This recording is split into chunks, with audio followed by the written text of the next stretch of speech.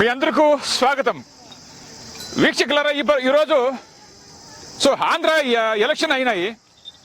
పీఠాపురంలో ఎవరు గెలుస్తారో అనే ఒక సమీక్ష చేస్తున్నాం. సుమారు దినాలు మేము ఇక్కడ ఇదే ప్లేస్లో చంద్రబాబు నాయుడు చేశాము, కర్ణాటకలో మండ్య చేశాము, కోలార్ చేశాము. సుమారు ఒక 15 దినాల గ్యాప్ ఇచ్చాము.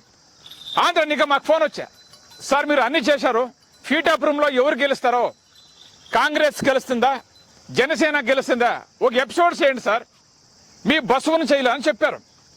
జనాల కోసం ఈరోజు మేము ఇదే ప్లేస్లో ఇక్కడ ఈశ్వర టెంపుల్ ఉంది, ఈ టెంపుల్తో ఈరోజు బస్సు ఎవరిని ఎమ్మెల్యే చేస్తారు, పీఠాపురంలో ఎవరు ఎమ్మెల్యే అవుతారు అనే ఒక పవార స్టోరీ ఈ పొద్దు మేము చేస్తున్నాం.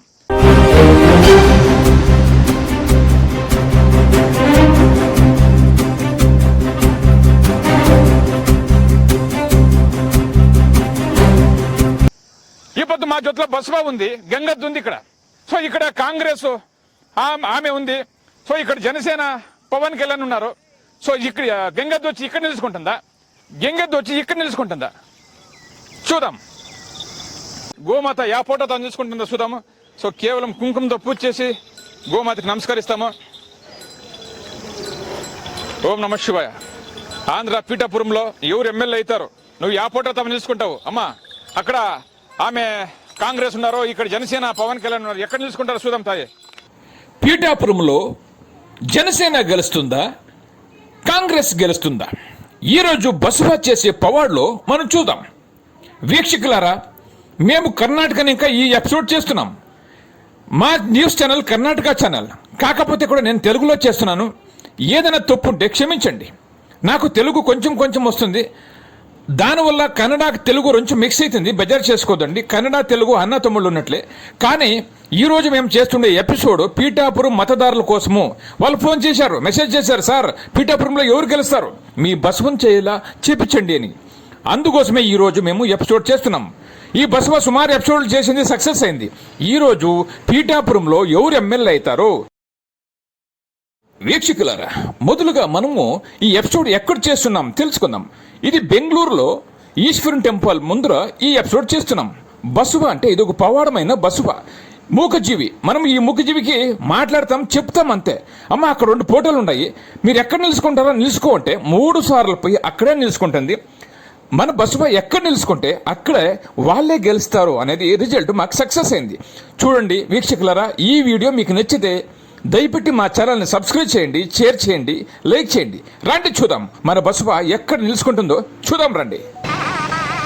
ఓం నమ శివాయ.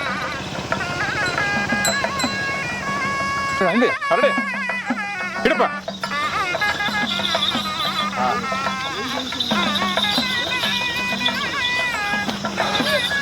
ఓకే ఓకే, ఇంకోసారి నెక్స్ట్ వన్. ఓకే, ఇంకోసారి ట్రై చేయాలా ఈసారి. ఇప్పుడు ఒకసారి అయింది, రెండోసారి. ఇంకా ఒకసారి చూద్దాము. ఒకసారి జనసేన ఫోటో తప్పిపోయింది, రెండోసారి చూద్దాం. పొదమ్మా పొదతల్లి, నువ్వేం యోచన చేయొద్దు. పీఠాపురంలో ఎవరు గెలుస్తారు పొదతల్లి. జనసేనతో చూసుకుంటావా, ఇక్కడ కాంగ్రెస్ తో చూసుకుంటావా?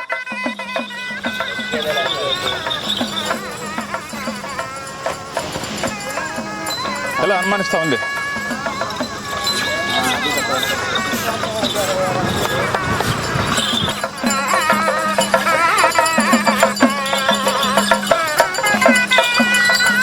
చూడండి, మూకజీవికి మనం చెప్పామంతే. కాకపోతే ఆ సైడ్ ఒక పూట ఈ సైడ్ ఒక పూట ఉంటే కూడా పొయ్యి పవన్ కళ్యాణ్ తన నిలుచుకుంటుంది. చూడండి, మీరే చూడండి, 3 సార్లు కూడా జనసేన పార్టీ పవన్ కళ్యాణ్ తో నిలుచుకుంటా ఉందంటే ఈసారి పీఠాపురంలో తప్పకుండా పవన్ కళ్యాణ్ గెలుస్తాడు అనేది మన బసవ చెప్పింది.